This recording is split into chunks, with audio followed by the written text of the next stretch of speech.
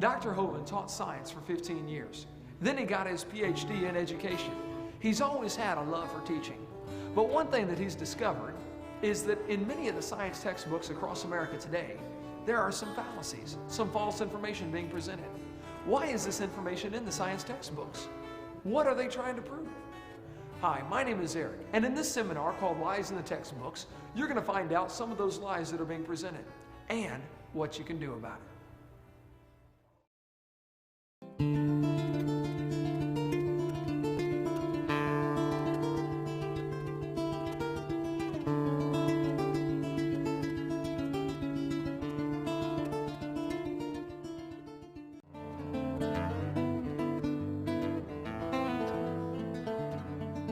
Welcome to our seminar tape number 4 on lies in the textbooks. I taught high school science for 15 years, and now I travel and do seminars on creation, evolution, and dinosaurs. And I'm concerned that what kids are being taught in our classroom is simply not true. There are some lies in our textbooks. In our first few seminar tapes, we talk about a variety of lies in the books. Now, I like science. I'm not against science. I collect science textbooks. I have actually hundreds of them, and I really, really like science. But I'm concerned there are some things in these books that just simply are not true. Somebody wants your kids to believe a particular theory, which is understandable. Everybody tries to convert others to their belief system. I'm going to try to convert you to my belief system. That's perfectly fine for everybody to try to do that. However, you don't want to use lies to accomplish that.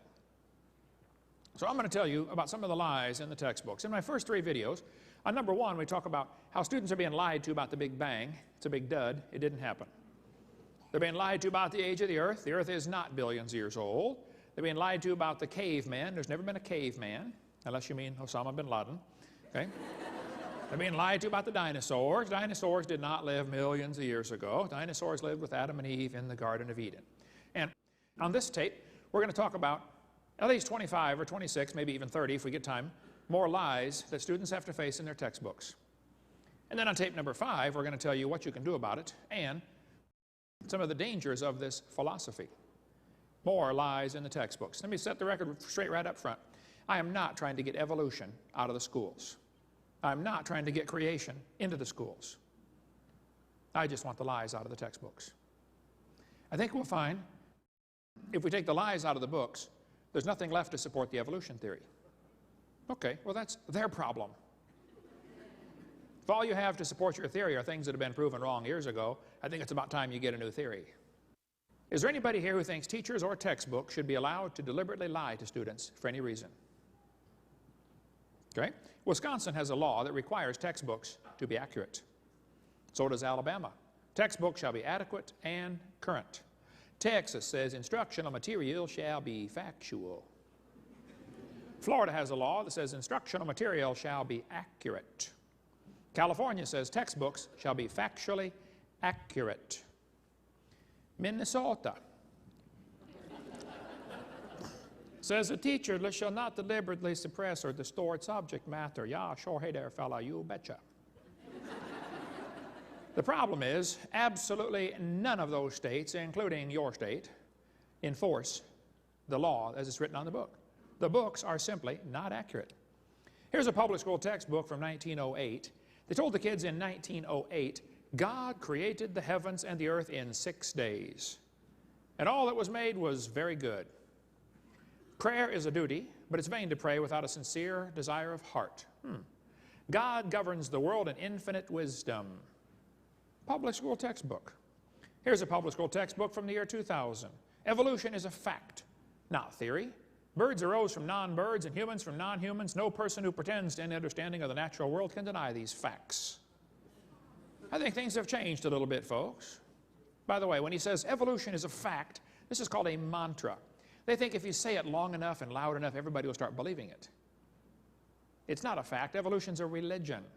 This textbook says, boys and girls, even though most scientists and religious leaders no longer see evolution and religion as in conflict, a minority of Christian fundamentalists remain opposed to evolutionary biology. This is called slanted journalism. A minority of fundamentalists, they're trying to marginalize those, even though it's the majority of the population of America that believes this, not the minority. Look what it says over here. It says, Creation science states that all species were created by God roughly 10,000 years ago and that they have not evolved since. By the way, let me stop right there. That is not what creation science teaches. Creation science teaches that all the kinds of animals were created roughly 10,000 years ago. And the only evolution has been variations within those kinds.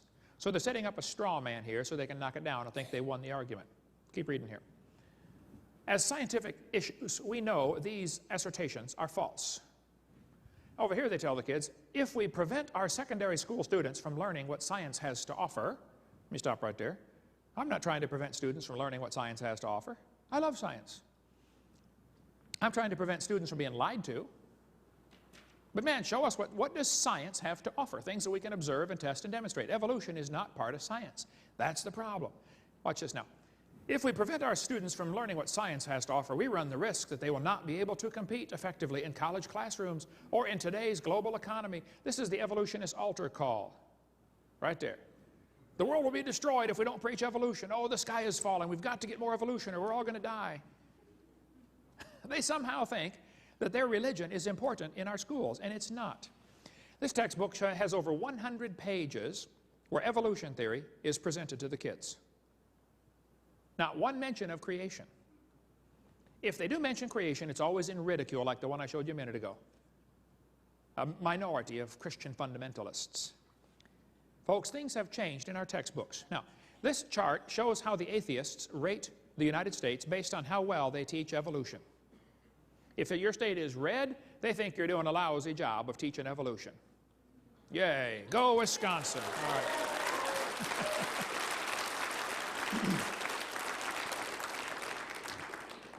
The green states are doing a very good or excellent job of teaching evolution.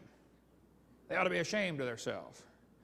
Is there anybody that thinks teachers or textbooks should be allowed to use outdated or false information just to get students to believe a particular theory? No? No? Okay. Anybody here that thinks teachers that lie, deliberately lie, should be fired? Yes. Okay, fair enough. Now, anybody here that thinks textbooks with lies should be banned or the lies torn out? Yes. Sure. Okay, good. Just so we're all on the same page here. Now, it's always amazed me how two people can look at the same thing and come to opposite conclusions of what they are seeing. Two people can look at Grand Canyon. One of them believes in evolution. He looks at the canyon and says, wow, look what the Colorado River did for millions and millions of years. The Bible-believing Christian stands there, looks at the same canyon, and says, wow, look what the flood did in about 30 minutes. Now, how was that canyon formed anyway? This textbook says over millions of years, the Colorado River has carved the Grand Canyon from solid rock. Now just slow down a minute. Kids, it is a fact Grand Canyon exists. How many have been to Grand Canyon? I taught her science, studied Grand Canyon avidly. I like Grand Canyon. Beautiful place. Big hole in the ground. Now there are two interpretations of how it got there. The evolutionists have an interpretation, and so do the creationists. The evolutionist is going to tell you that canyon formed slowly by a little bit of water and lots of time. Millions of years. The creationist is going to tell you, oh, the canyon formed quickly by lots of water and a little bit of time. The guys who believe in evolution are continually trying to erase the line between their interpretation and the fact column, and they want you to somehow think that what they interpret as evidence is now part of the fact. You got to really watch them on this. They're pretty slick. This textbook author does it just blatantly. He says, the Colorado River has cut through layer upon layer of rock over millions of years. Now just hold on a minute. I was in a debate one time and this atheist said, Hovind, you're so dumb. Don't you know it took millions of years to make Grand Canyon? I said, well, sir, I taught earth science for years. I really enjoy studying Grand Canyon. I said, did you know if you built a dam across Grand Canyon, that would take a lot of dirt, by the way, but if you did, a huge lake would fill in behind it. Did you know some of the water from Montana drains through the Grand Canyon? It's a huge drainage area.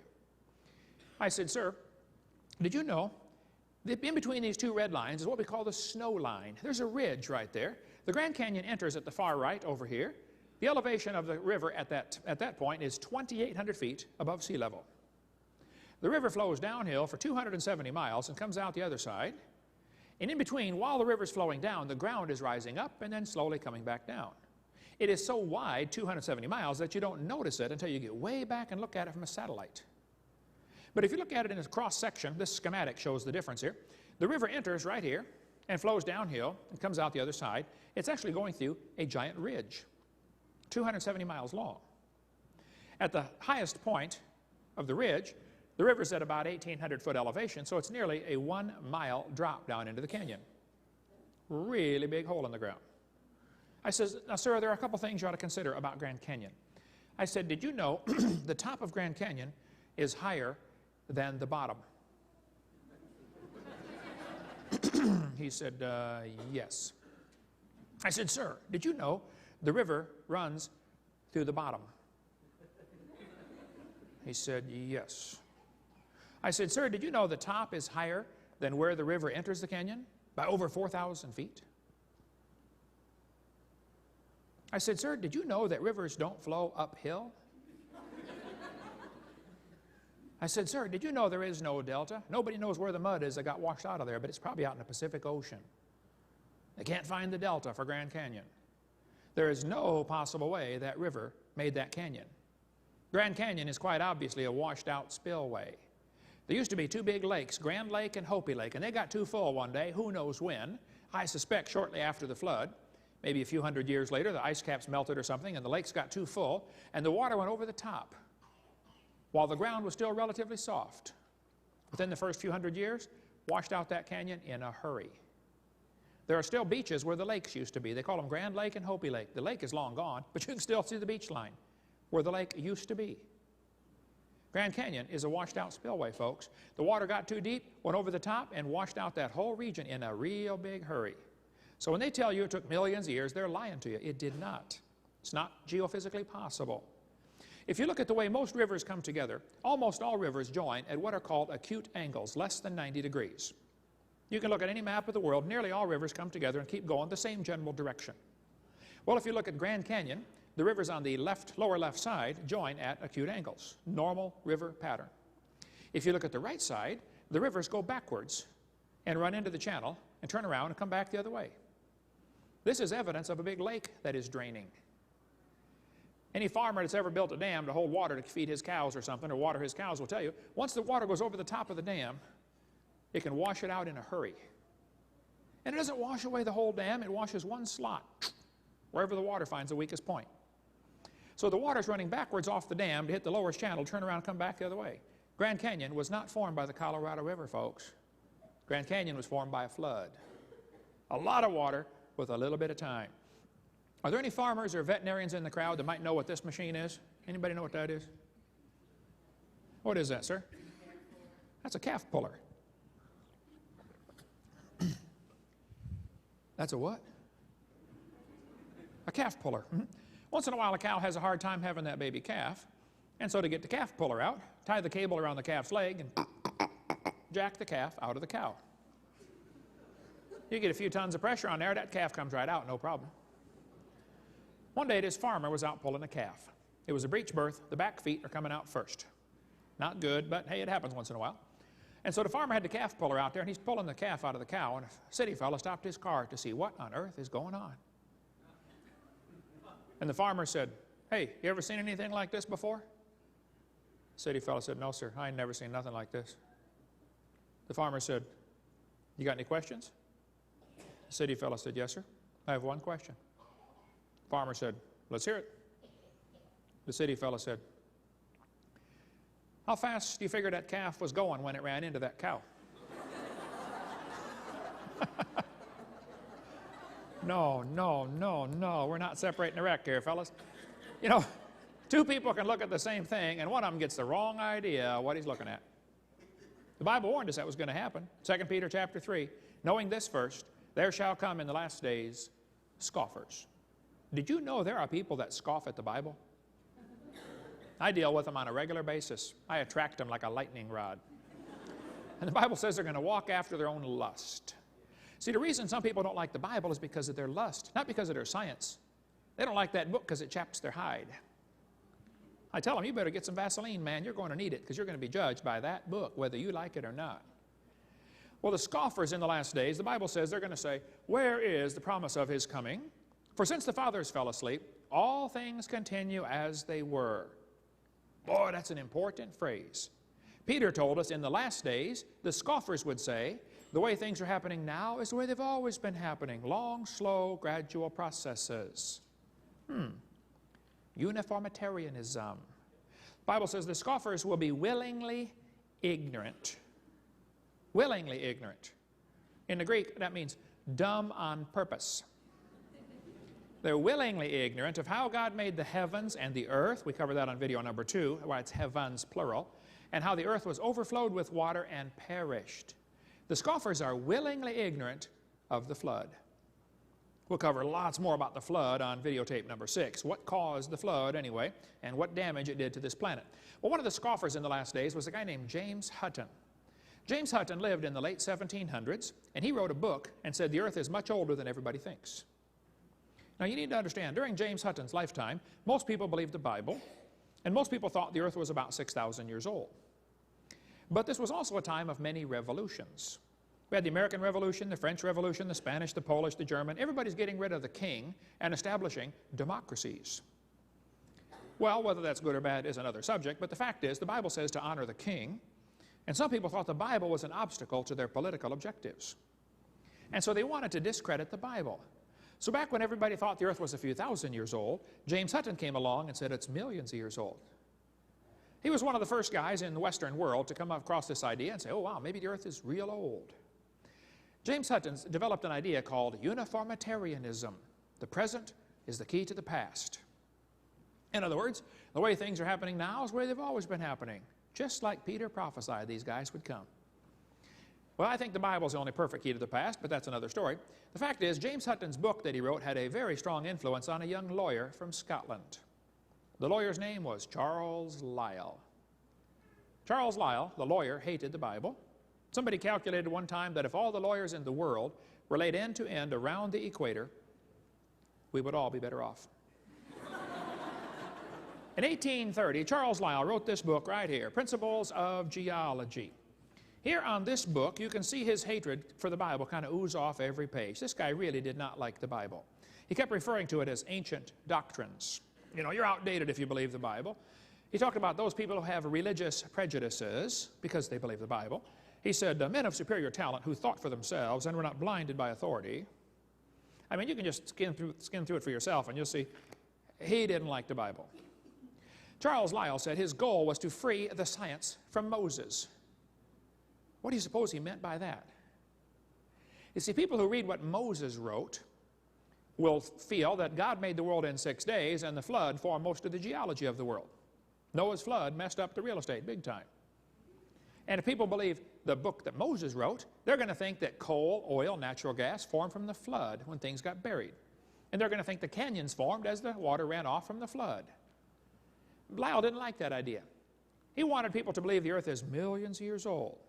Charles Lyell, in this book, building on the work of a couple other guys, he developed the idea that each layer of the earth is a different age.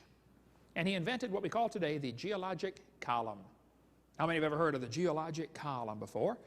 He divided the earth up into layers, and they gave each one a name, an age, and an index fossil. Maybe you saw the movie Jurassic Park, named after the Jurassic layer. Each layer was given a name, and they told everybody how old it was. Now this was done in 1830, long before there ever was carbon dating, potassium argon dating, rubidium strontium dating, lead 208, lead 206, uranium 235, uranium 238. None of those existed. This was all done based on the assumption that each layer is a different age. They made up the whole thing out of the clear blue sky. Now it's a fact, the earth has many layers of rock. No question, that's a fact, folks. How'd they get there? Well, there are two interpretations. The evolutionist will say the layers form slowly over millions of years and each one is a different age. The Bible-believing Christian says, oh no, these layers are all from the flood in the days of Noah. You can get a jar of dirt and shake it up, set it down, it'll settle into layers for you in a few minutes. But the guys again who believe in evolution are always trying to erase the line and make you think their interpretation is part of the fact column. The geologic column is actually the Bible for the evolutionist. It can only be found one place on planet Earth. The only place you will ever find the geologic column is in the textbooks. There is no geologic column. This guy admits it. He said if there were a column of sediments, unfortunately no such column exists. I had a professor I debated one time said, oh, Hovind, you're wrong. Now there are 26 places on planet Earth where the geologic column exists. I said, no, I'm sorry, you're wrong. There are 26 places on planet Earth where the fossils are found in the order you would like them to be. But that doesn't prove the geologic column exists in any of those places. There is no geologic column. If there was in one place, it'd be 100 miles thick. And the obvious question would be, where's all this dirt coming from? One of the biggest lies kids face in the textbooks is about the geologic column. It's a joke. It's a hoax. It doesn't exist.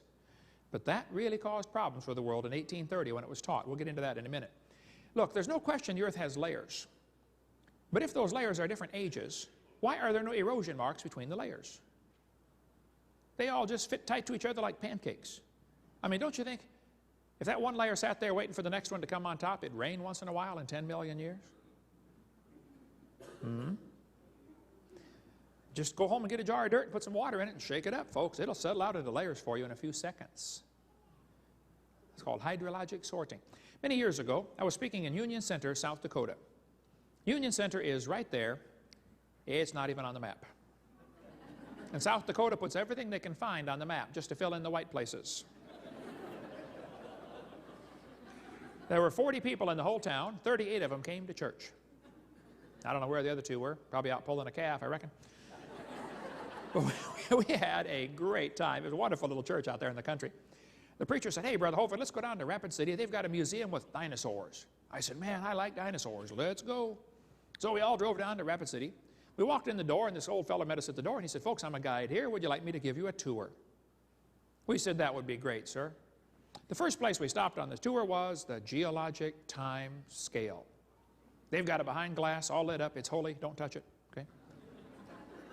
We're standing there, and the guide said, now, folks, this layer of rock you're looking at right here is about 70 million years old. And it's so cool, because they always get that sanctimonious tone in their voice, you know. 70 million years old. Oh. My daughter raised her hand. She said, sir, how do you know that layer is 70 million years old? He said, that's a good question, honey. He said, we tell how old these layers are by what kinds of fossils are found in them. They're called index fossils. She said, okay. We walked around the other side. We're standing over here, and the guide said, now, folks, these bones you're looking at are about 100 million years old. My daughter raised her hand again. She said, sir, how do you know the age of those fossils? He said, well, honey, we tell the age of the fossils by which layer they come from. She said, sir, when we were standing over there, you told me you knew the age of the layers by the bones, and now you're telling me you know the age of the bones by the layers. She said, isn't that circular reasoning? I thought, wow, a chip off the old block. That guide had the strangest look on his face. It was almost as if he were thinking. He looked at my daughter. He looked at me. I wasn't about to help him.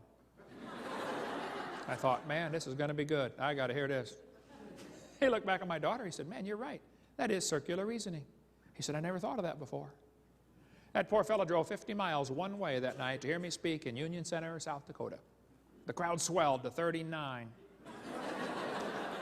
We set up a chair in the aisle. Afterwards, he talked to me for almost an hour. He said, Hovind, is everything I believe about geology wrong? I teach this stuff at the college. I said, oh, no, man, I like geology. Are you kidding? You've learned the names of all the minerals. That's a good trick, folks. There are 1,200 minerals. Some have names about this big. I said, you've learned the hardness test, the Rockwell test, the scratch test. I said, no, sir, I like geology. I like rocks and minerals. I have a huge fossil collection, a big mineral collection. I like minerals. I said, but the part about them being different ages is all baloney. But he doesn't dare quit teaching it because he'll lose his job. See, people who don't support the evolution theory lose their job in public schools. That's the way it works. We cover more on that on video number 7. It's a carefully protected state religion. It's all based on circular reasoning. I'll show you.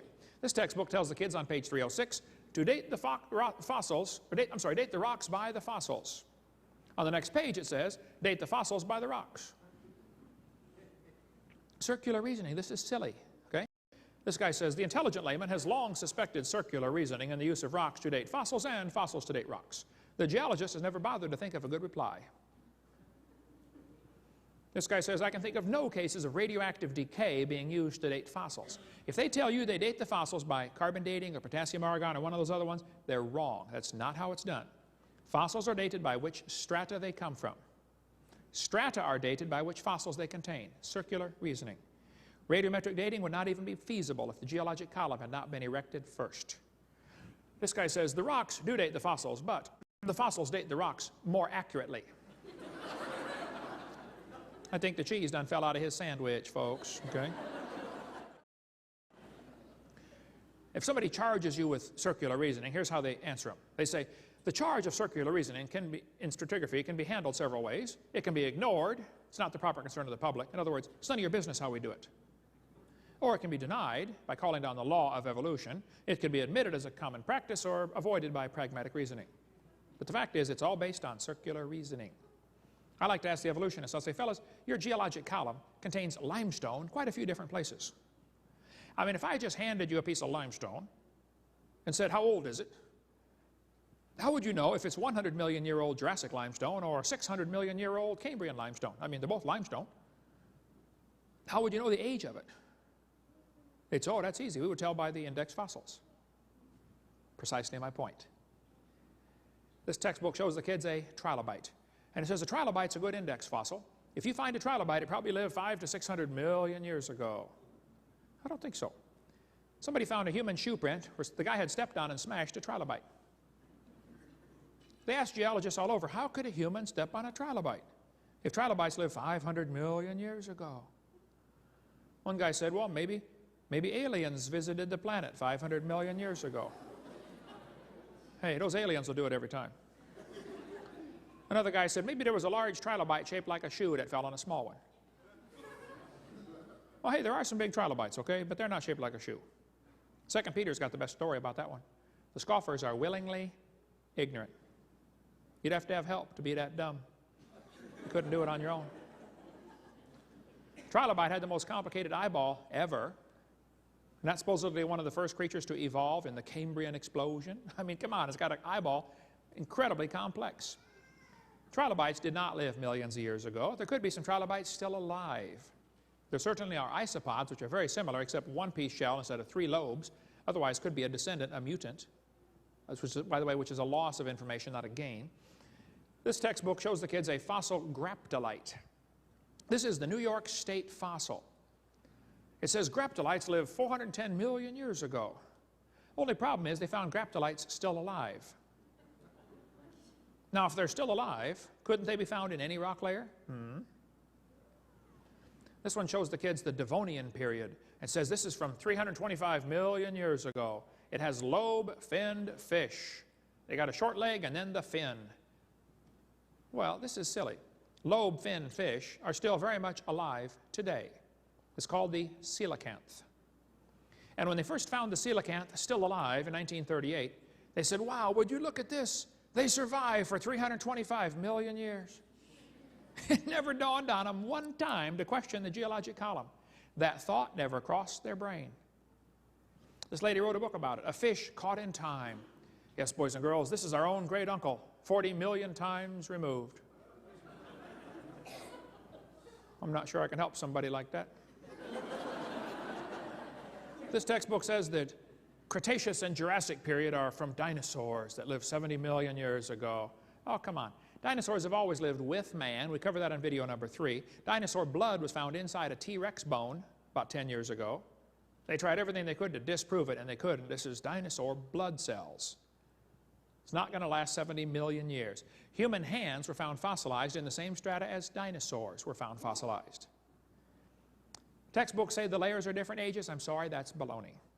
Now, Charlie Darwin didn't like round numbers. He said the Wealdian deposits are 306,662,400 years old. How he knows is anybody's guess. But here they are telling the kids the layers are different ages, and yet all over the world, petrified trees are found, like this one, standing up, connecting different rock layers. Now, if you have a petrified tree standing up, running through multiple rock layers, I don't think it's common sense to say the layers are different ages. Not by much, anyway. I mean, how long can a dead tree stand there before it falls down? 5 years, 10 years, 20 years, 5,000 years? I doubt that.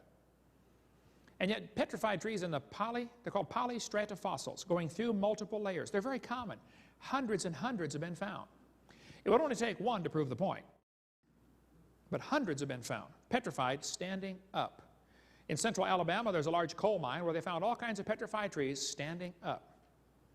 Now, the kids have been taught for years that those two layers of coal, called the Mary Lee and the Blue Creek Formation, are different ages by millions of years. And yet when you get all the fossils together, they label them sample A, B, C, D, E, F, G, H. You can put it together and figure out and prove positively the Mary Lee and the Blue Creek had to form within a few weeks or months of each other. That's exactly what you'd get in a flood. We cover more on that on video number 6 about the flood, what caused the coal seams during the flood. Here's some from Cookeville, Tennessee. Petrified trees standing up, running through multiple layers. Joggins, Nova Scotia is famous for its petrified trees in the vertical position. Most of these pictures are on our website, drdino.com. We've got a piece of petrified wood in our museum running through 12 different layers of slate.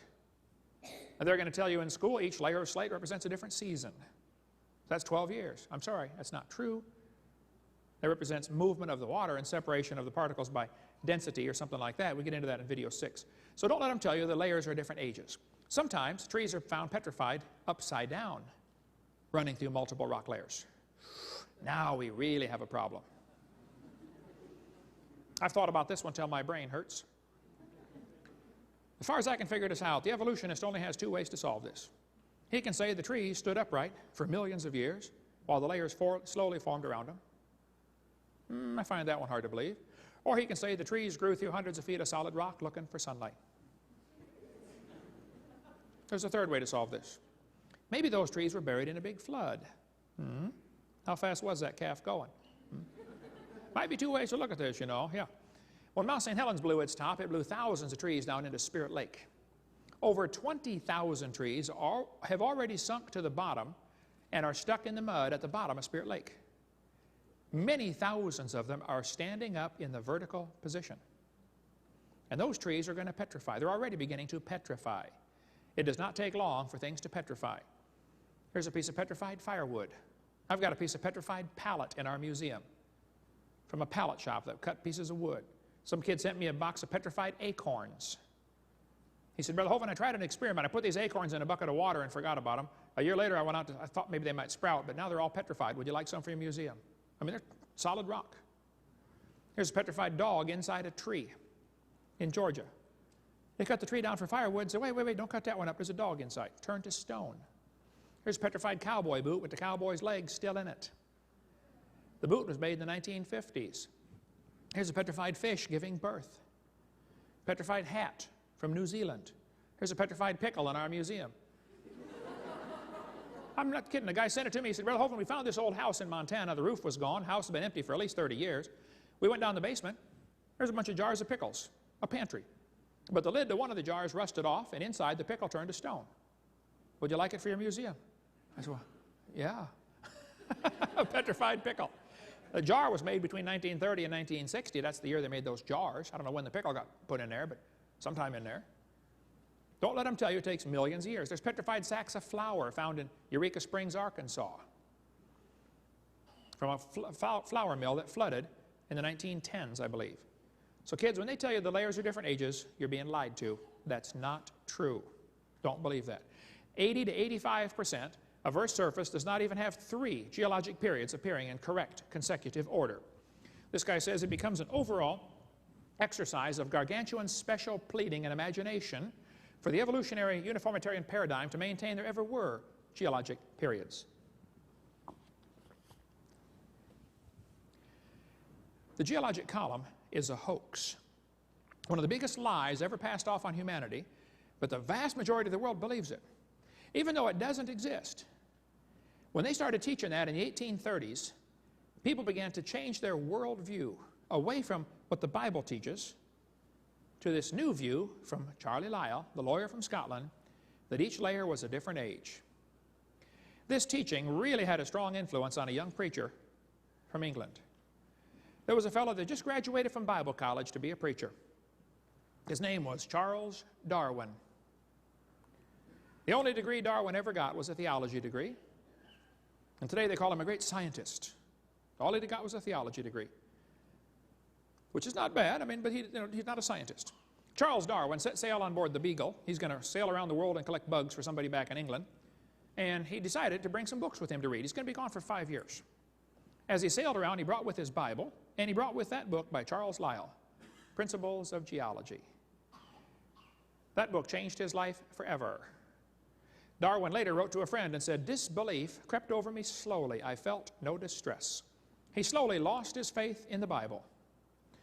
By the way, later when he died, his wife started the rumor that he repented on his deathbed. That rumor still circulates today, but apparently his wife made up the whole thing. Nobody knows for sure, but that's what the best research says. Darwin sailed around the world. He stopped off at these islands right there called the Galapagos Islands. There on those islands, Charlie noticed there were 14 different varieties of finches, a little bird about this big. But their beak shape was different. Now, Charlie didn't like birds too well. I mean, he raised pigeons, but he also liked worms. He was a strange guy. So he shot all kinds of birds, thinking, you know, he would help the worms out, give them a better chance of survival. Because birds ate worms, and he thought that might be kind of hard on the worms, so he shot all the birds he could find. Well, he collected all these birds, and he noticed there were 14 varieties of finches. He studied them carefully and said, "You know what, folks? I think all these birds have a common ancestor." "I bet you're right, Charlie. It was a bird." And then Charlie said, "You know, maybe this proves that birds are related to bananas." You say, "Oh, he didn't say that." Oh, he sure did. I got his book right here. Charlie Darwin said in his book on page 170, he said, "It's a truly wonderful fact that all animals and all plants throughout all time and space should be related to each other." Isn't he saying the birds and the bananas are related? He sure is. That's a lie. There's no proof any animal is related to a different kind of animal, other than maybe a common designer. Charlie noticed what is sometimes called microevolution. I don't like that word. I think it confuses kids. Okay, I'm going to use it, but you understand what I mean. Microevolution is actually just a variation, okay? Dogs produce a variety of dogs. Roses produce a variety of roses. Nobody argues about that. It's a fact, folks. It happens. The question is, does it go any farther than that? Does it go into what we call macroevolution, where it changed to a different kind? Walt Brown, in his book in the beginning, an excellent book, by the way, he says microevolution is horizontal. Macro would be vertical, changing to a different kind. Another way to illustrate it. Dogs probably had a common ancestor. Even the Great Dane and the Chihuahua probably had a common ancestor.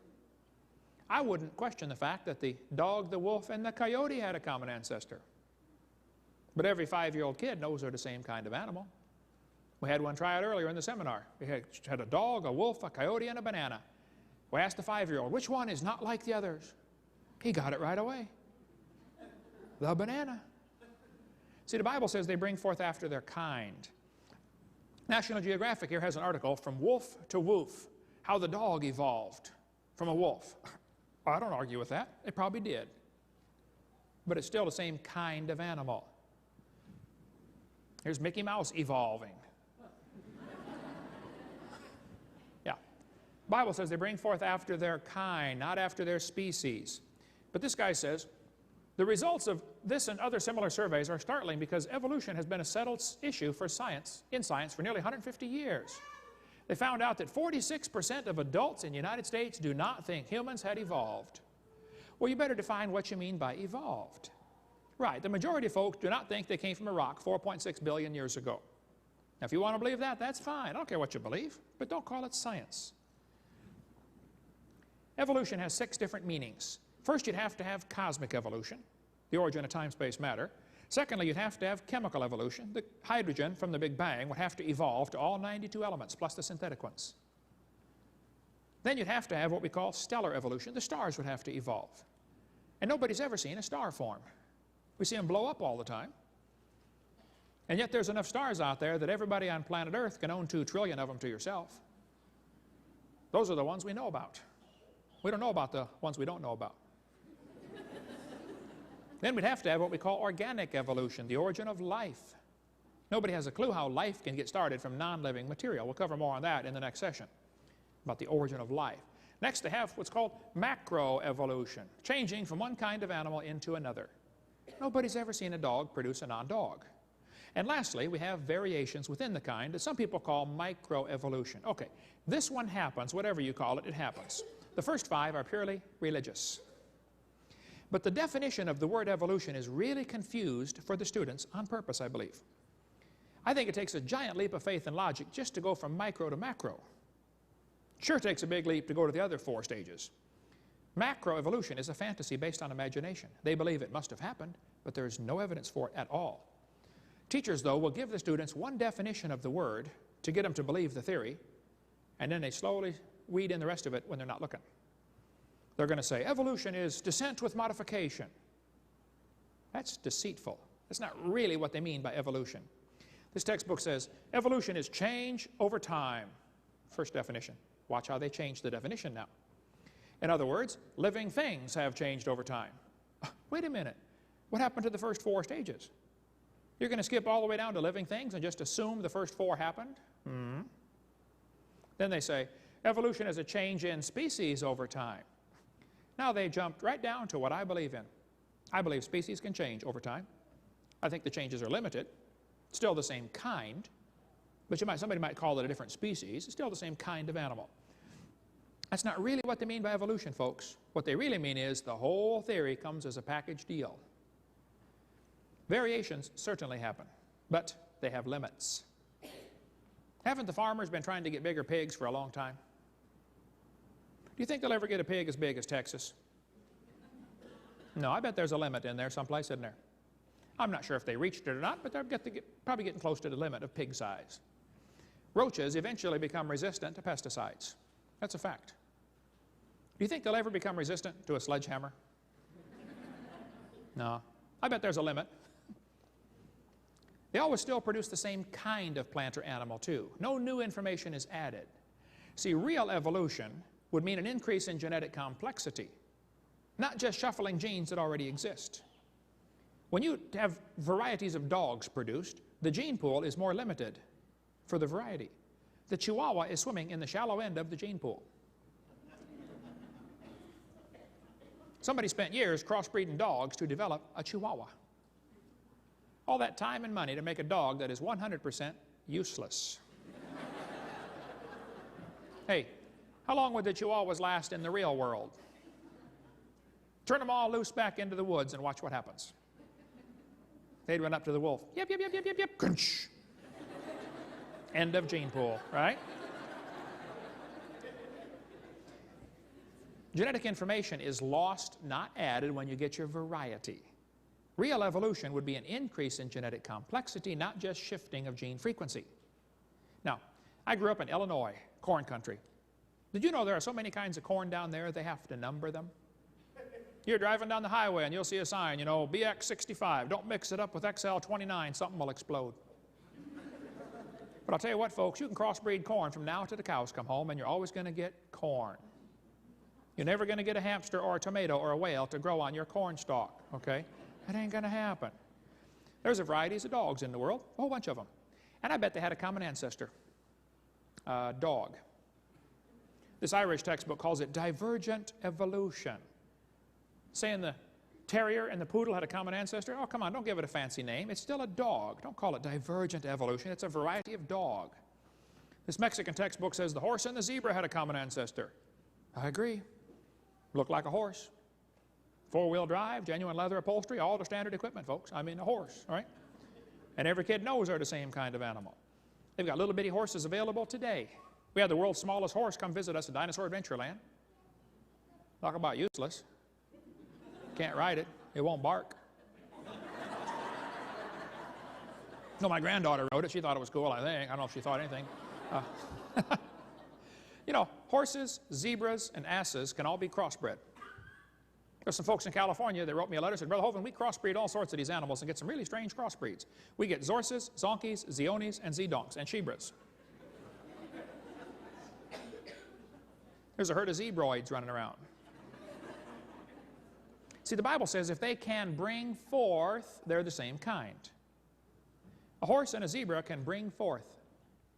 A horse and a hamster cannot. They're a different kind, okay? In most cases, the kinds are real recognizable to anybody with average intelligence. There might be a few questionable ones in there. Okay, I think that's worthy of research. But the fact that we don't have the answer to every single one doesn't prove that everything is related, like the evolutionist says. You know, in the last 100 years, the Kentucky Derby has gone from an average winning speed of 127 down to 123. Now, even back in the early days, they had some low times turned in.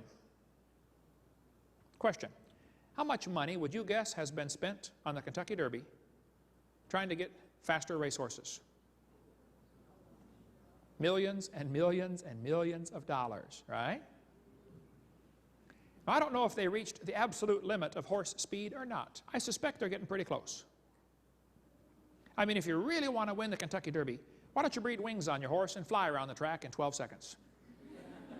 My whole point is, sure, variations happen, but they're limited.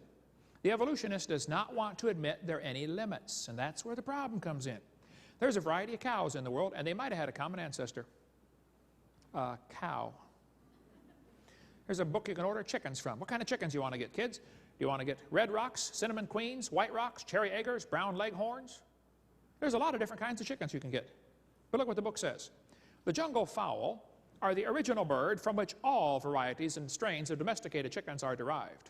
Hey, did you know all the chickens had a common ancestor? Guess what it was? A chicken. Exactly correct. There are 8 varieties of bears in the world, and they might have had a common ancestor. I wouldn't argue with that.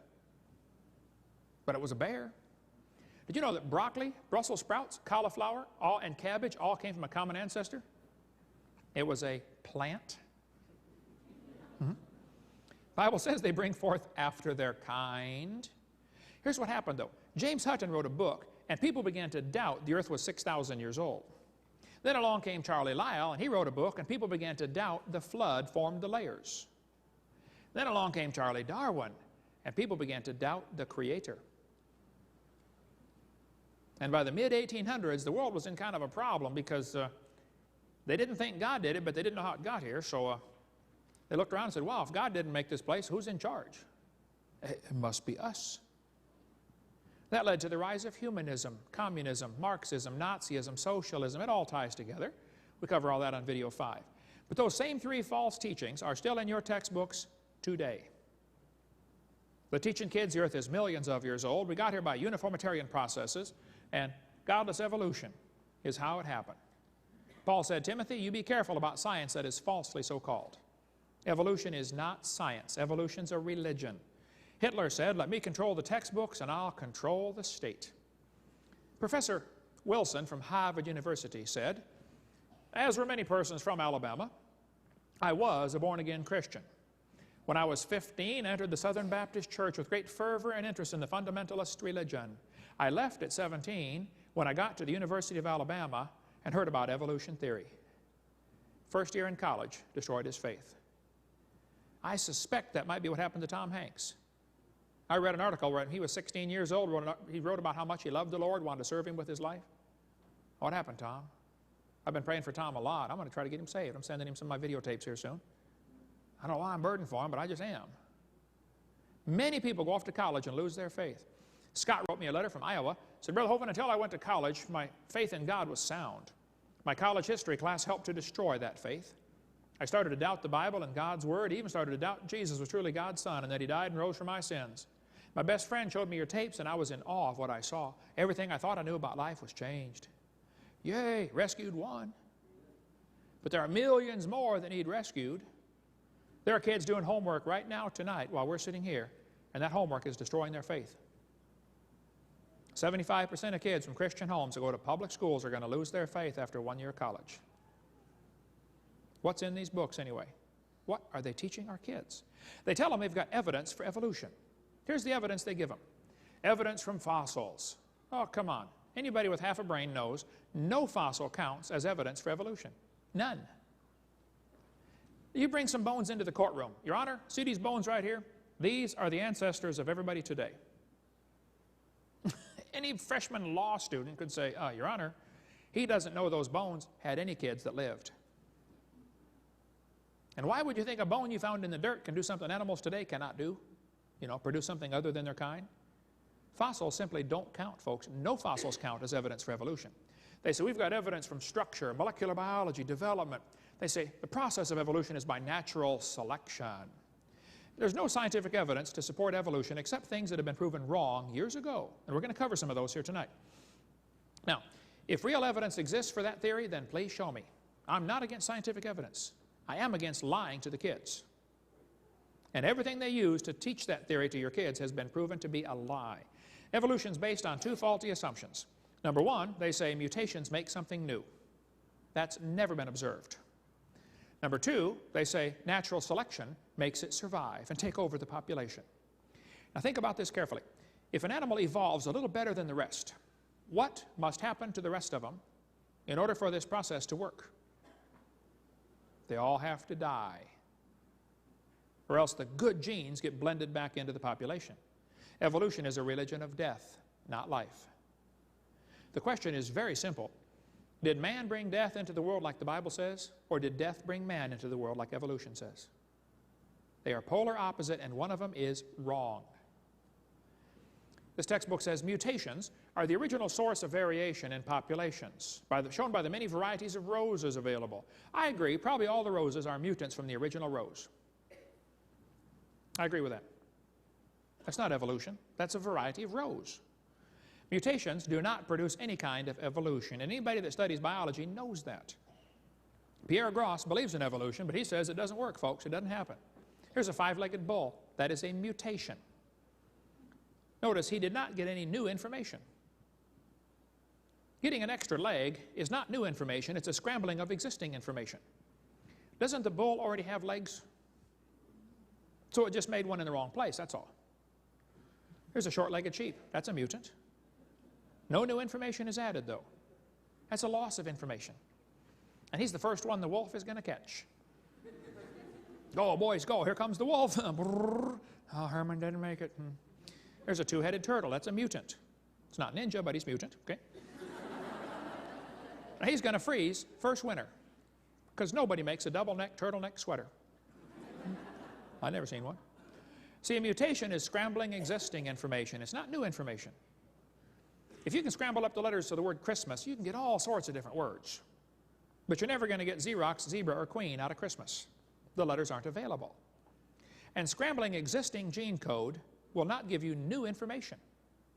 This textbook shows the kids a four-wing fly. Look what it says here now. Normal fruit flies have 2 wings. This mutant has 4. This rare mutation, like most mutations, is harmful. Watch this carefully. It says beneficial mutations are the raw material for natural selection. Excuse me, teacher. Why don't they give an example of a beneficial mutation? Why did they show us a bad one and tell us about the good ones? You see, beneficial mutations are pure imagination. They don't exist in reality. You have to imagine that they happen. Oh, wow, there must have been a bunch of them, too. Oh. Nobody ever shows one. One professor said, I know a beneficial mutation. I said, what is that, sir? He said, people in Africa that get sickle cell anemia are less likely to get malaria. I said, sir, that is brilliant, you know. That's like saying if you cut off your legs, you can't get athlete's foot. And by the way, that's the one they always bring out because that's the only one they've got. Guarantee, you get into discussion on evolution, ask somebody for a beneficial mutation. I guarantee they'll bring that one up right there. That's all they've got. And that's not beneficial. Neither sickle cell nor malaria is beneficial. They say evolution and natural selection go together. Oh yeah. This one says natural selection causes evolution. No, it does not. Natural selection selects. If I said I'm going to select everybody in the room over 12 feet tall to survive, everybody else dies. I don't have anybody to select from, do I? No. Natural selection doesn't create. If I wanted to create a race of people over 12 feet tall, so I kept killing everybody under 12 feet tall, how long would it take to get a race of people 12 feet tall? It's never going to do it. Hello. Now, the average population today probably ranges from, say, 5 feet to 6'6" or something.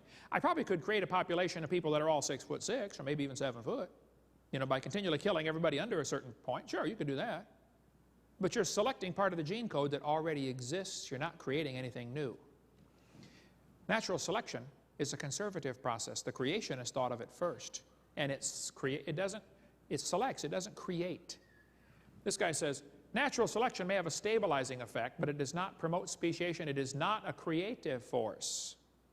Don't let him tell you it is. Natural selection is selection, not creation. Why they don't see this, I don't know. This textbook says, finches with larger and stronger beaks were better able to open the tough pods, and so they survived. Evolution by natural selection had occurred in just 1 year. That is pure propaganda. It's still a bird, and it reverted right back to the same national average after the famine or the dry spell went by. Part of the population already had the genes for tougher beaks. Natural selection does not lead to evolution. This is a lie. Natural selection selects. I'll show you. If you worked in a factory that made cars, and your job was quality control, every car that goes by, your job is to, see if it runs. Slam the door, kick the tires, whatever you do to check it. See if it works. If you caught every single mistake, they don't, by the way, but if you did, how long would it take that process to change the car to an airplane? You see, Brother Hovind, you don't understand. Quality control doesn't change it. Oh, I do understand. Natural selection is like quality control. It doesn't create a thing. It makes sure you have a good species, but it won't change it to something else. They tell the kids in school the peppered moth is evidence for evolution. Yes, boys and girls, they counted the moths on the trees. Must have been a government project. And said it was 95% light color and 5% black. Then they tell the kids that the trees turned black from coal-burning factories, and it was only 5% light and 95% black around the factories. The problem is the whole story is a lie. Didn't happen. After 40 years of watching, they found 2 moths on the trees. 2. In 40 years. So they glued dead moths to the tree to take that picture for your kid's textbook. Those are dead moths glued on a tree trunk. It's a lie. The story's a phony. But they still teach it. That's all they've got. I think that page ought to be torn out of the book. You tell the kids in the Tulsa Zoo, yes, this is proof for evolution right here. Proven wrong years ago. There's a good website, Icons of Evolution, or the book Icons of Evolution has a whole lot on the peppered moth. See, they talk about survival of the fittest. Well, survival of the fittest does not explain arrival of the fittest. And survival of the fittest, I think, is what's called a tautology, a sentence that means nothing. If you say, Professor, why did it survive? Oh, because it's the fittest, survival of the fittest. Well, how do you know it's the fittest? Because it survived. How else can you tell? Look, folks, if a whale goes through a school of fish and eats 80% of them, it's not survival of the fittest. It's called survival of the luckiest. That's what really happens out there. But some of these people make these good observations and still come to the wrong conclusions. I don't know if you heard the story, but there was a bunch of scientists one day that wanted to see how far a frog could jump. They put the big old frog down there and said, jump, frog, jump. That frog, boing, he jumped 80 inches. Wow. They brought him back, cut off one leg. Said, jump, frog, jump. He only went 70. They brought him back, cut off another leg. Said, jump, frog. He went 60. They brought him back, cut off another leg. Said, jump, frog. He went 50. They brought the frog back, cut off his last leg. Said, jump, frog. They expected he might go maybe 40 based on the data so far. Actual jump was 0. The frog didn't move. They yelled louder, jump, frog. Frog didn't move. They were baffled. They tried the experiment again. New frog. Got the same results every time. So the brilliant scientists got their data together and said, folks, you know what? We can conclude that the frog jumped less as the legs were removed. Hey, you have to give them credit, folks. That is a good observation. Then they said, but we must conclude that a frog with no legs goes deaf. You had a good observation there, fella, but you blew it with your conclusion. That's what they did with the fruit flies, though. They put them flies in the laboratory, and they nuked them and microwaved them and x-rayed them and did all sorts of mean things to those flies, and they got all kinds of mutated flies. They got flies with curled wings. They fly around, bzz, bzz, bzz, bzz, couldn't go anywhere. They got flies with no wings. What do you call that? A crawl? Can't fly. They raised all these mutated flies in the laboratory and said, folks, you know what? All the mutations observed produced flies that were inferior to Grandpa Fly. Hey, that's a good observation. They said, so we must conclude that flies have evolved as far as they can go. Jump, frog, jump. You got a good observation there, but you know, maybe you could conclude that God made them right to begin with, and all you're doing is messing them up in your laboratory. Yeah. This guy says, flies in the north have wings 4% larger than flies in the south. And that proves evolution? Who is dumb enough to care? Then they tell the kids to think critically. Yes, boys and girls, do you think humans are still evolving?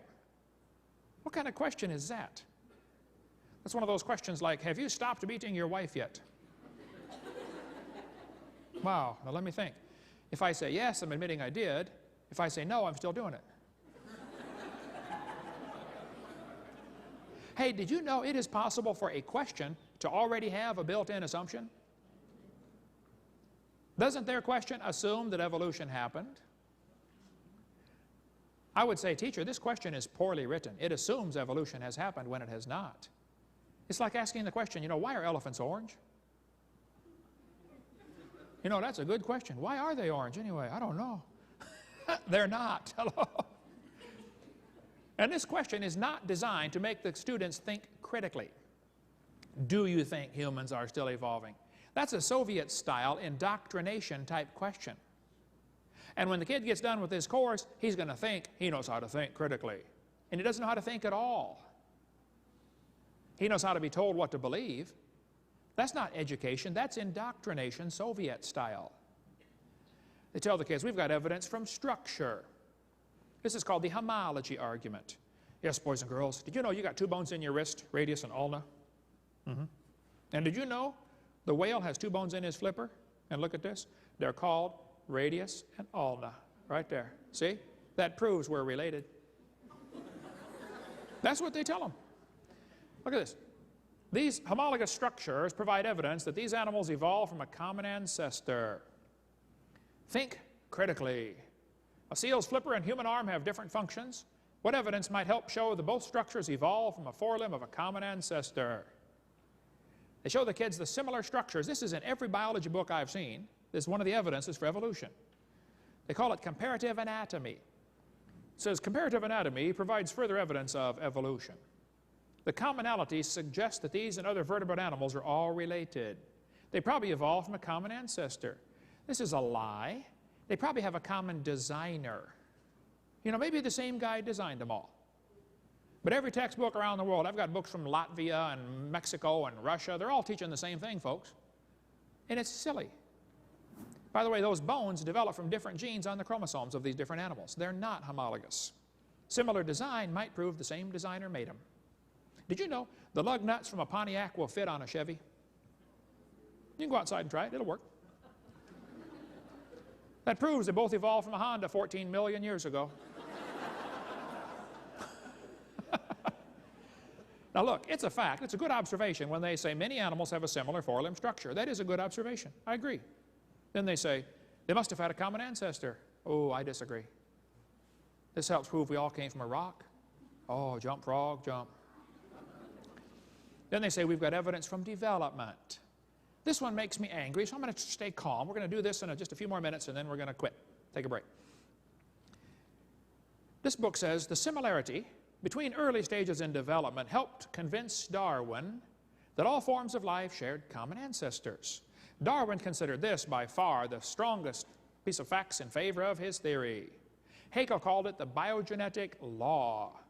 A guy named Ernst Haeckel made up the idea that all the embryos of different animals develop through the same stages: fish, amphibian, reptile, mammal. He called it the biogenetic law. This textbook says the presence of fish-like structures in the embryos of different species shows that these animals have evolved from fish and share the basic pattern of fish development. Does the human embryo have gills like a fish? That's what the textbook says. This is a lie. Those are not gills. Those little folds of skin develop into bones in the ear and glands in the throat. They never have anything to do with breathing. I've seen people that have 5 or 6 chins and they can't breathe through any of them but the top one. Ernst Haeckel, the German professor from Jena University, made up this entire dumb idea in 1869. Darwin's book came out in 1859. The next year it was translated to German. Haeckel read the book and said, wow, what a great theory. If only we had some evidence. 9 years later, they still had no evidence, so Haeckel decided to make some. He was an embryology professor. He's taught how embryos develop, so he took a drawing of a dog and a human embryo and changed them, made them look just alike, and said, see, this proves we have a common ancestor with dogs. Well, nobody caught on or stopped him, so he did a bunch more. He took drawings of all kinds of different animals and faked them, and he made them all look very, very similar. Haeckel made giant posters of his fake drawings and traveled all over Germany and told everybody, you ought to believe this new theory because we've got the proof right here. After all, he's a professor of embryology. He wouldn't lie, would he? And how many folks back then had microscopes to check him out? We're talking creatures about this big, you know. Haeckel just about single-handedly converted the Germans to believing in evolution, which led to the obvious conclusion, hey, if evolution is true, then maybe one race has evolved farther than the rest.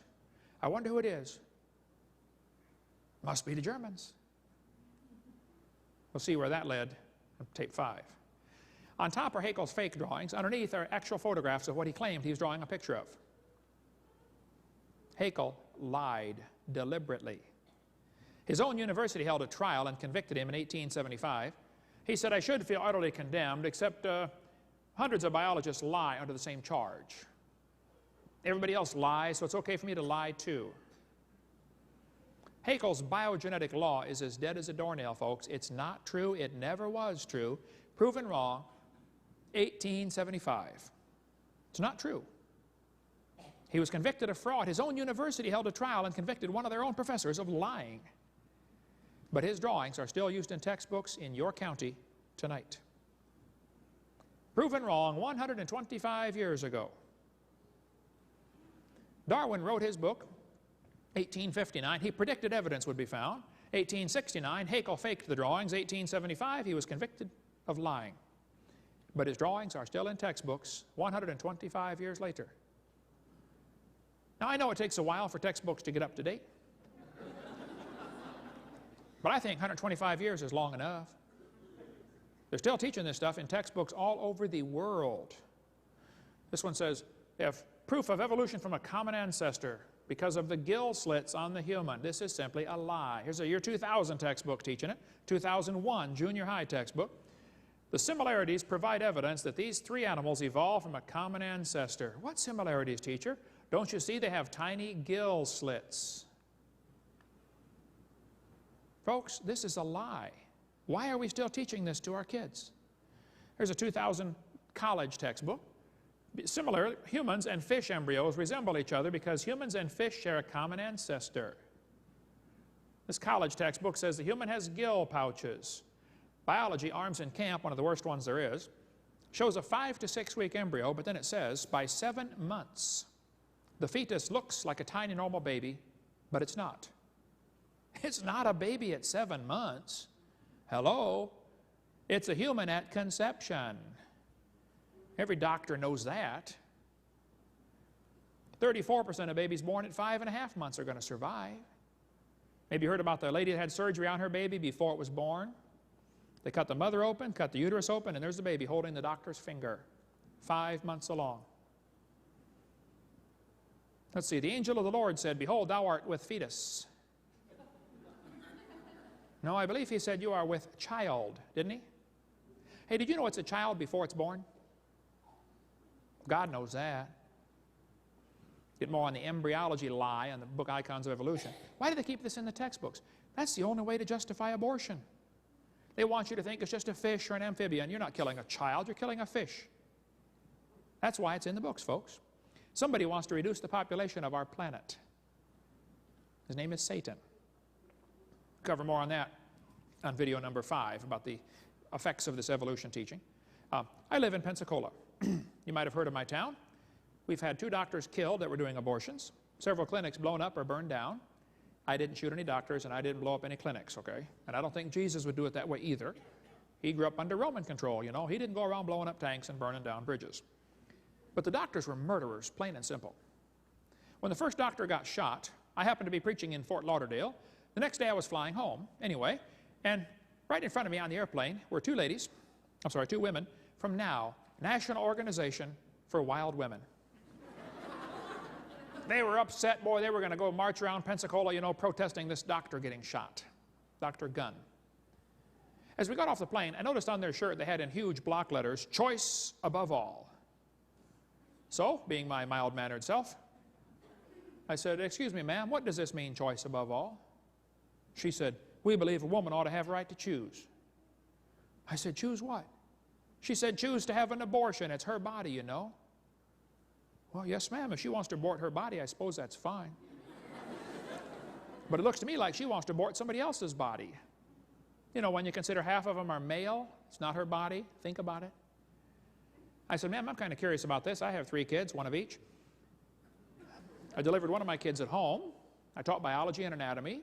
I used to raise hamsters. I'm kind of familiar with how this works." I said, "Tell me, why does the woman's right to choice stop at birth? Why don't we let the mother kill the baby after it's born? It'd be a lot safer and simpler." By the way, that's what Peter Singer wants. He's pushing for abortions up till the kid's 28 days old. You can decide if you want to keep it or not. Coming soon, folks. You watch for that one. I said, I got an idea. Let's extend abortion rights up until the kid's 2 years old. I know a lot of mothers with a 2-year-old that have thought about it a time or two. I won't ask you to raise your hand, but I know you're out there. Hey, let's extend abortion rights up until the kid is 18. I bet they'd behave a lot better. "All right, son, one more time, and I'm going to abort you." "Hey, teacher, where's Johnny today?" "Oh, he didn't do his homework yesterday, so his mommy aborted him." Hey, grades would skyrocket, folks. Well, the ladies didn't want to talk about it anymore, I guess, because they left. And so I went and got my luggage, and I'm waiting talking to a cameraman. He showed up from Chicago to film this rally. I thought, now, wait a minute. There's going to be 6 people march around town. It's going to make worldwide news. You can get 100,000 people to line your streets against abortion, and it won't make the news. Have you noticed that? You know, the news media calls them pro-choice, and they call guys like me anti-abortion. Anti is a negative term. Pro is a positive term. It's called slanted journalism. That's one of the reasons I refuse to take the local paper. We get a call once in a while. "Hey, you want to take the local paper?" I say, "No, ma'am, we don't have a parakeet." That's what I tell them.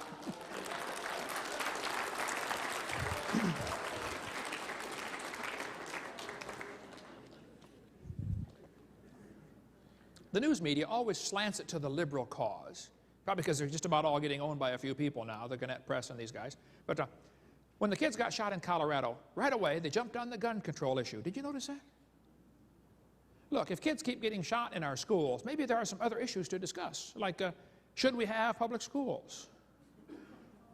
Or should we teach them evolution? That's what caused the shooting at Columbine.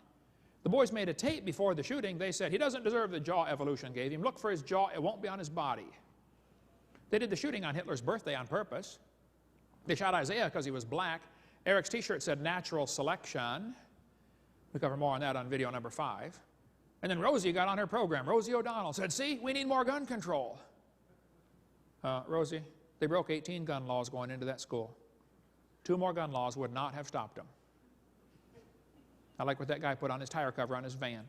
He said, "Blaming guns for Columbine is like blaming spoons for Rosie O'Donnell being fat." It's not the spoon's fault.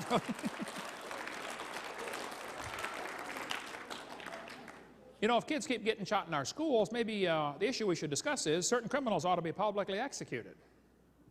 Or maybe we should discuss the issue, should all law-abiding citizens be required to carry guns to protect themselves? Yeah. Somebody sent me this button as a joke. Proudly unarmed. Would you wear that? Think about it. What does that say to a criminal? Rob me. Isn't that exactly what it says? Our founding fathers gave us the Second Amendment, the right to keep and bear arms. The purpose of the Second Amendment is not so you can go duck hunting. The purpose of the Second Amendment is so you can protect yourself if the government goes bad. That's why we got it. Hey, did you know there's an awful lot of animals that eat grass that have horns? You don't need horns to eat grass. But see, you need the horns to explain to the lion, stay off my back so I can eat the grass. And that's the purpose of the Second Amendment, so the citizens can explain to everybody else, leave me alone. I just want to work and earn my money. Now leave me alone. Right? Get into more of that on part 5. Here's the logic they used to justify abortion. They're going to say it's not human. Oh, come on, that's not true. Proven wrong, 1874. They're going to say it's not viable. It can't live on its own. Well, you're not viable either, stark naked on the North Pole. They say it can't live on its own, so we can kill it. I know kids that are 25 that still come borrow money from Dad. Hey, Dad, can I borrow some money? You ought to be able to live on your own by now, son. They're going to say the child may be unwanted. Show me a kid there's a lot of kids that are unwanted today. My parents moved 4 times when I was growing up, but I found them every time. Now listen, there's probably 15 people in this room that have had an abortion. Now you listen carefully. God loves you and can forgive you, and it's not a problem. I mean, half the Bible's written by murderers. You don't have to go on the rest of your life, you know, trying to justify it. Just admit it, confess it, say, Lord, I'm sorry, forgive me, and go on and do something for God with your life, okay? Quit your whining and go serve God. They're going to say the child may be a financial burden. Show me a kid that's not. Every kid's a financial burden. Come on. They're going to say it might be from rape or incest. Well, then you killed the rapist, not the baby.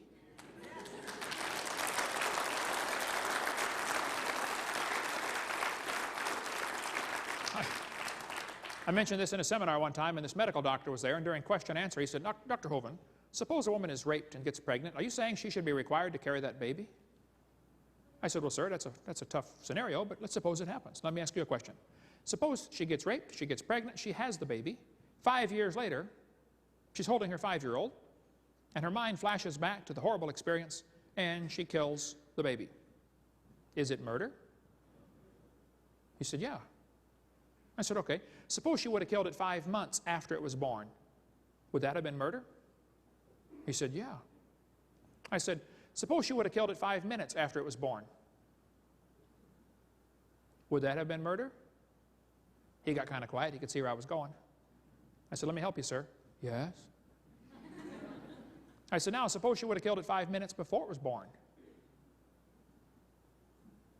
Folks, rape's horrible. So is murder. Let's start killing rapists and put an end to this thing, okay? Yeah. Hey, is it illegal in Wisconsin to shoot deer at night with spotlights? It is, isn't it? You have to give them a sporting chance, right? Why don't you pass a law up here that says we're going to give the baby a sporting chance. If a woman goes to have an abortion, the nurse there will have a jar of marbles to have a lottery to decide who dies. 1 marble for baby, 1 for mother, and 1 for father. And 1 for doctor. And 1 for governor. Now let's put several in there for the past president. Yeah. There we go.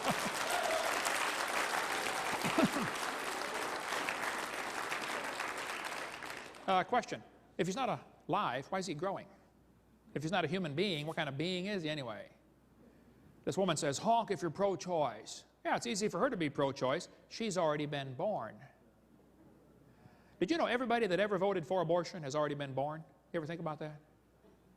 Let's let the babies that aren't born vote on it and see what they say. They're going to say, abortion's legal. It doesn't make it right. You know, 1936, the German Supreme Court declared Jews are not persons. That was the decision that opened the way for Jews to be murdered. After all, they're not a person, so you can't be guilty of murder when you kill one. I've been to Germany 3 times. I read lots of books about Hitler and the Holocaust just to keep my blood boiling. Hitler did what he did because of his belief in evolution. He thought he was helping out. He thought the Germans were the superior race. They deserved to rule the world. Hitler wanted to make the practice of Germany conform to the theory of evolution. Hitler offered to send the Jews to anybody who would take them. You know, Roosevelt refused to let the Jews come to America in 1938. They could have been saved, folks. Our president wouldn't let them come. Hitler's book, Mein Kampf, showed his evolutionary thinking, which he had probably since he was a boy. This guy says evolutionary ideas lie at the basis of all that is worst in Mein Kampf. Hitler said it was the duty of the strong to trample the weak. He said, I have the right to exterminate an inferior race that breed like the vermin. Hitler said singled out the idea of biological evolution as the most forceful weapon against traditional religion. See, traditional religion, like Christianity, says nobody's better because of the color of their skin. Hitler didn't like that idea. He said nature doesn't like the blending of a higher with a lower race. He kept talking about Aryan blood and lower peoples. Who's a lower people, Adolf? Well, I found Hitler's hit list. I read lots of books about Hitler. Hitler thought the blonde-haired, blue-eyed Norwegians were close to pure Aryan, the superior race. Did you follow all that? Blonde hair, blue-eyed, Norwegian. Hvor det står det till idag? Ja, sure you betcha. Oofta, hey there, fella. He thought the Germans were mostly Aryan. The Mediterraneans are slightly Aryan. The Slavics are half Aryan, half ape. Orientals are slightly ape. Black Africans, mostly ape.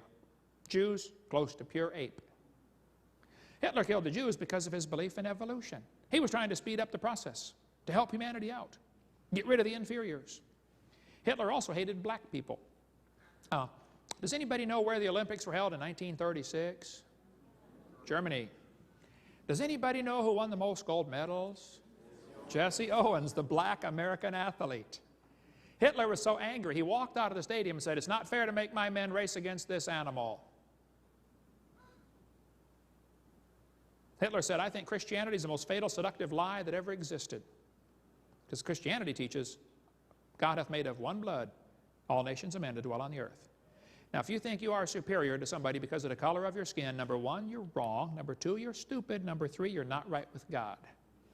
And I preached the same message in Georgia and Alabama and Mississippi. And I would preach it to the KKK. You're wrong. I stood in the courtroom in Nuremberg where the trial was held. Those guys, 50 years ago, said, we did nothing illegal, we're just obeying orders. Yep, and they were found guilty of murder, weren't they? And just because our Supreme Court said the unborn child is not a human, not a person, that was the decision. 1973, Roe versus Wade. I don't care what the Supreme Court said, it's a person, it's a human at conception. But since that decision, we've now had 40 million babies killed by abortion in America. 1 billion worldwide. 1,000 million. On September 11th, 2001, 3,000 Americans were killed by terrorists. Our government spent millions of dollars trying to hunt them down and kill them, right? You know what else happened on September 11th, 2001? 4,500 Americans were killed by abortion. Nobody said a word. It happened again on September 12th and September 13th and the 14th and the 15th, and every day since then it's going to happen again tomorrow. What are we doing, folks? Are we nuts?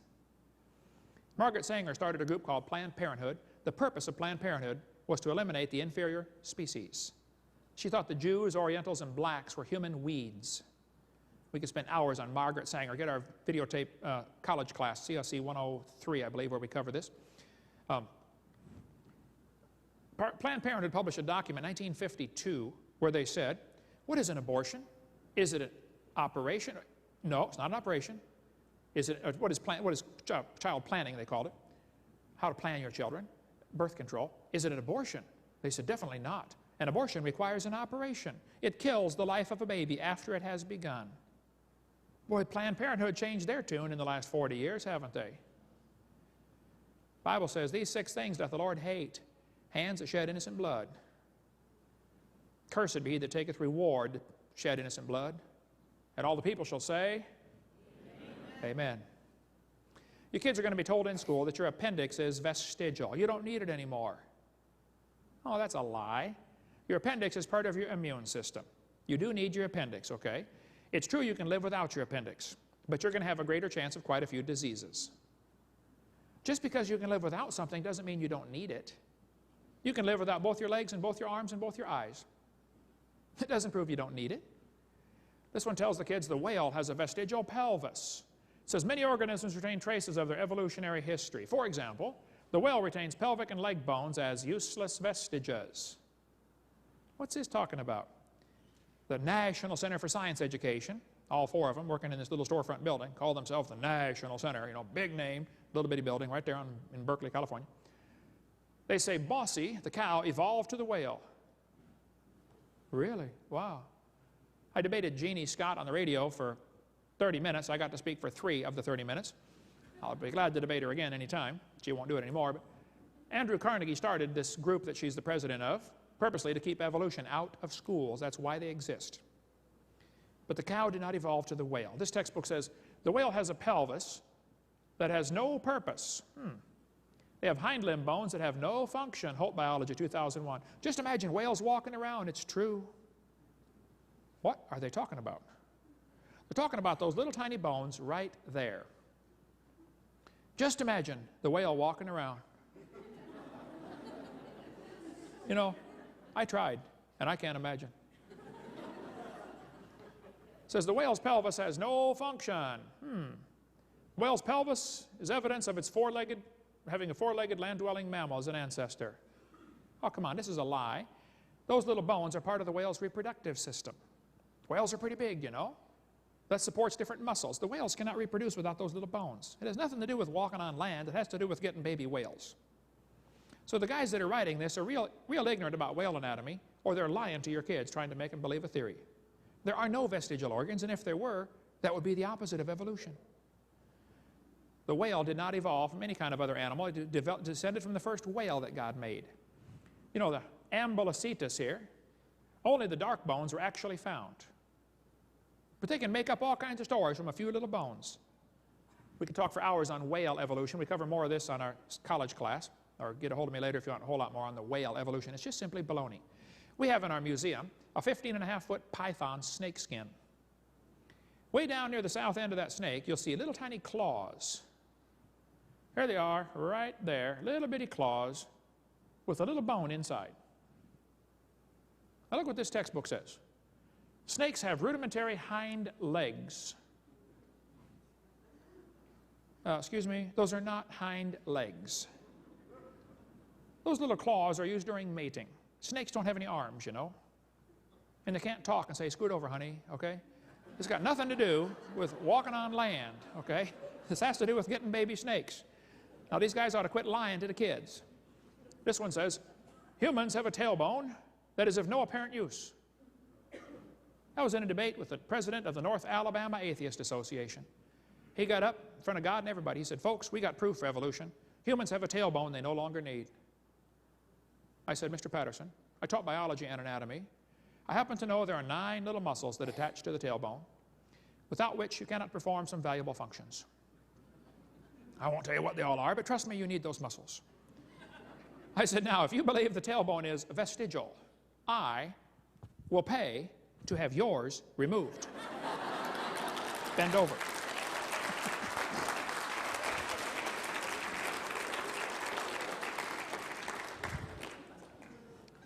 This textbook says the coccyx, the tailbone, is a small bone at the end of the human vertebral column. It has no present function, and is thought to be the remainder of bones that once occupied the long tail of a tree-living ancestor. They told me when I was a kid, man used to have a tail, but he lost it because he didn't need it. That was the teaching that started me believing in evolution when I was about 9 years old. And later I thought, wait a minute, lost it because we didn't need it? Have you ever thought how handy a tail would be? Have you ever come to the door with 2 sacks of groceries? Huh? Man, you could open that door right up and walk right in there. You could drive down the highway and hold that can of Coke and tune that radio knob all at the same time. Lost it because we didn't need it. Come on, that's a lie. We've been offering $250,000 for a long time for anybody with any real evidence for evolution. If you've got some, show me. But quit lying to the kids. I tell people, those lies ought to be torn out of your book. I was in a debate one time and I mentioned, look, that page ought to be torn out. It's not true. The one professor, when I got done, said, now, Hovind, I don't think we should deface textbooks. I said, well, sir, if you were teaching math and you came across a book that said 2 + 2 is 5, what would you do? He said, oh, I'd tell my students to mark off the wrong answer and write in the right answer. You would deface a textbook? I said, now, sir, if you came across a biology book, and you do teach biology, and the book said the embryo has gill slits, you know it's not true, and it says the tailbone's vestigial, you know that's not true, and the whale's got a vestigial pelvis, you know that's not true, what are you going to tell your students? He said, well, nothing. I said, you're not going to warn them it's not true? You're not going to tell them to tear the page out, or you just mark it out? Oh, no, no, no. I said, then you, sir, are a hypocrite. And you got no business using tax dollars to spread these lies in our textbooks to these next generation of kids. You ought to get an honest job picking peaches or changing tires and quit lying to the kids. My humble, unbiased opinion. Everything used to support evolution theory has been proven wrong. I'm sick of paying for the kids to get lied to. Get those lies out of your books. We'll take a quick break, cover some more lies in the textbooks in the next session, and tell you what you can do about it. Thank you so much. Okay, let's continue now with a few more lies in the textbooks that kids have to face every day. The red states on the chart show how the atheists rate the states on how well they teach evolution. Now look, I don't care if you teach evolution or not, just don't use lies to support the theory. And that's all they're doing so far is lying to your kids.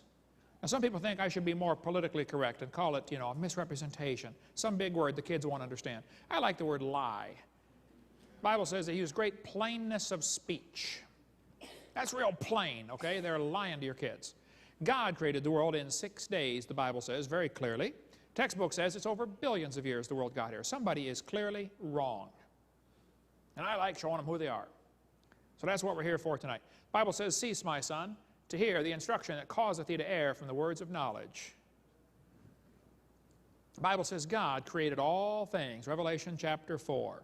Heaven is my throne, earth my footstool, God said. Hath not my hand made all these things? The Bible's real clear that God made the world. The Bible says He formed the eye. Charles Darwin said in his book, to suppose that the eye could have been formed by natural selection seems, I freely confess, absurd. How can blind chance make a seeing eye?